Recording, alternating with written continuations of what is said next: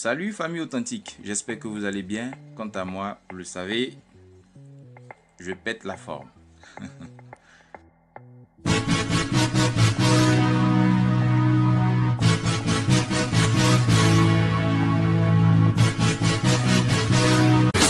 J'étais allé dans la belle cité de Yopougon en Abidjan pour m'amuser avec des potes à moi dans un bar lorsque j'ai aperçu un jeune homme d'une vingtaine d'années.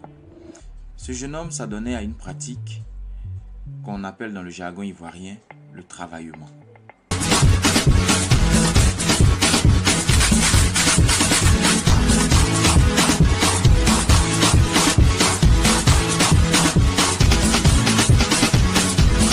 On pouvait apercevoir le DJ, le disc jockey de ce temps-là, qui scandait son nom, qui faisait les éloges de ce jeune homme. Les éloges semblables à ceux d'un Saoudien, d'un prince saoudien venu des Émirats Arabes Unis. Le jeune homme, pris dans la mouvance, pris dans la tendance, a dépensé une somme qui avoisinait, je pense, si je me souviens bien, qui tournait autour de 1 million de francs sur le DJ. C'était véritablement le show. Je me souviens même qu'il avait distribué des bouteilles de champagne aux tables voisines. Bon, nous on n'en a pas bénéficié, on était un peu loin.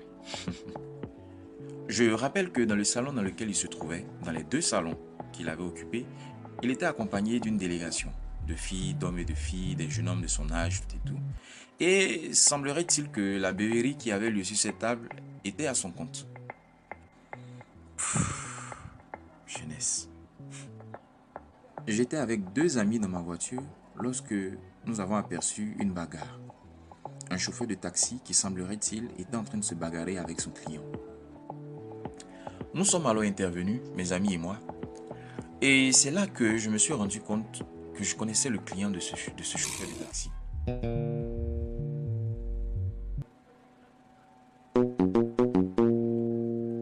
C'était le fameux jeune homme que nous avons vu 2 jours avant dans le bar à Yopougon. Renseignement pris auprès du chauffeur, celui-ci aurait refusé de payer son titre de transport. Pire, il tentait de s'enfuir. N'eût été la vigilance du chauffeur, il allait aller loin. Tout ça pour ne pas payer le transport de 2000 francs CFA, c'est-à-dire 3 euros. Alors le jeune homme nous dit, « Excusez-moi les grands frères, vraiment ce n'est pas facile pour moi actuellement, je ne retrouve pas mon portefeuille, je n'ai pas d'argent, s'il vous plaît, pouvez-vous m'aider ?» J'ai dit, mais président CFA, la banque des sous, comment ça tu n'as pas d'argent? Étonné, il me dit, ah, grand frère, donc tu me connais? Je lui dis oui.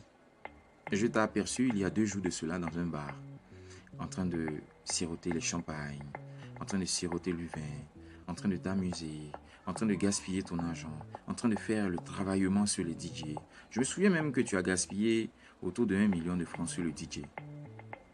Mais comment ça se fait que 2 jours après, tu n'aies pas d'argent pour te payer un taxi? Le jeune homme dit, viens mon gars, laisse ça. Il avait framponné un petit jeton sur un Whitey là. Ça a pris. Comme le jeton était full, il fallait que je démonte ma puissance parce que je suis trop respecté dans le couloir, dans le secteur là. Je suis trop respecté. Donc il fallait qu'il montre que je suis là. Traduction. Grand frère, vraiment, j'avais arnaqué un blanc. L'argent est venu. L'argent était assez.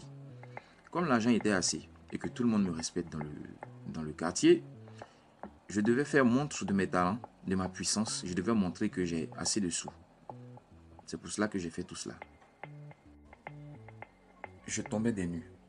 Certainement vous aussi. Mais jusqu'où l'inconscience de la jeunesse peut les pousser à faire des mauvais choix de vie de la sorte et finir par les abrutir.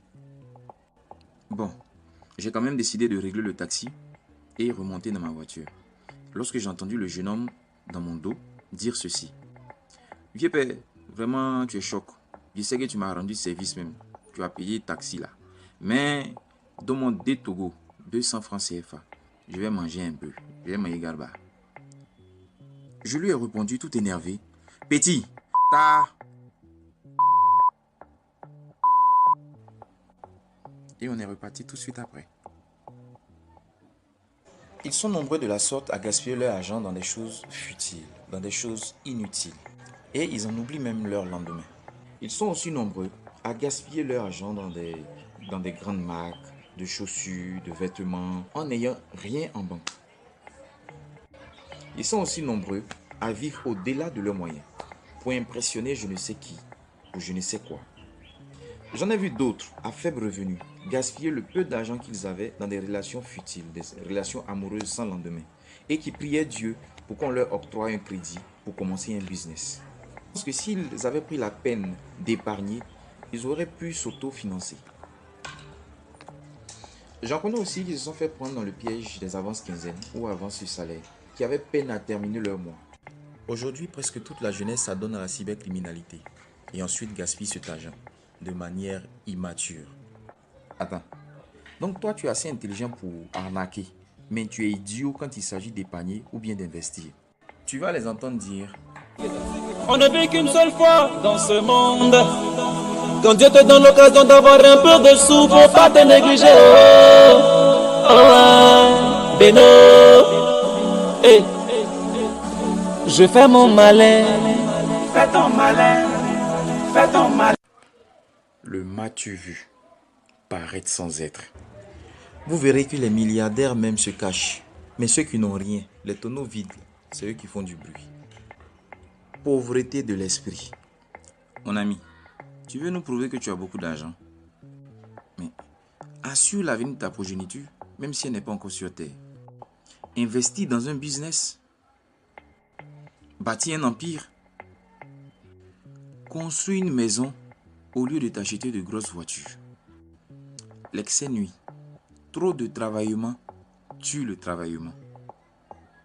Car demain, ce ne sont pas tes travaillements qu'on va retenir de toi, mais plutôt ce que tu auras déposé sur terre, ce en quoi tu te seras investi. Tes réalisations. Bon, famille authentique, comme d'habitude, la vidéo te plaît, partage-la, communique-la à toutes ces personnes-là pour qu'elles aient conscience qu'elles doivent arrêter leur manière de faire. Mais le plus important, pousse-les à s'abonner. Abonnez-vous. Abonnez-vous.